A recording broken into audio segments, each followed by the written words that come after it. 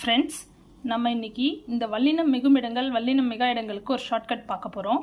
இது பார்த்திங்கன்னா நமக்கே தெரியும், இந்த சுட்டெழுத்துக்களுக்கெல்லாம் வல்லினம் மிகும்ன்றது தெரியும். அதுக்குள்ள எந்த கன்ஃபியூஷனும் இல்லை. மற்றபடி இந்த வார்த்தைகள் வருது இல்லை அந்த இந்த இது இங்கே அன்று இன்று என்று இது போல் வரதில்லை. எதுக்கு மிகும் எதுக்கு மிகாதுன்னு சம்டைம்ஸ் நமக்கு கன்ஃபியூஸ் ஆகும். அந்த கன்ஃபியூஷன் கிளியர் பண்ணுறதுக்காக ஒரு ஷார்ட்கட்டோட சொல்கிறேன், கவனிச்சுக்கோங்க.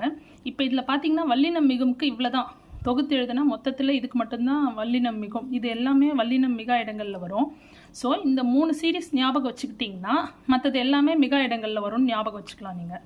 அப்போது இந்த இந்த எந்த அப்படி இப்படி எப்படி அதற்கு இதற்கு எதற்கு இதை எப்படி இந்த சீரீஸ் ஞாபகம் வச்சுக்கணும்னா, ஒரு தமிழ் வாத்தியார் வராரு. தமிழையா வந்து பசங்களாம் வல்லினம் மிகும் இடங்கள் படிக்கலாம் எடுங்க அப்படின்னு புக் எடுங்க அப்படின்னு சொல்கிறாரு. அப்போ பசங்களாம் எந்த வல்லினம் மிகும் இடங்கள் ஐயா அப்படின்னு கேட்குறாங்க. கவனிங்க, சும்மா இப்படி ஒரு ஸ்டோரி மாதிரி எந்த வல்லினம் மிகும் இடங்கள் ஐயா அப்படின்னு எடுத்துட்டு எப்படி ஐயா இதை படிக்கிறது அப்படின்னு கேட்குறாங்க.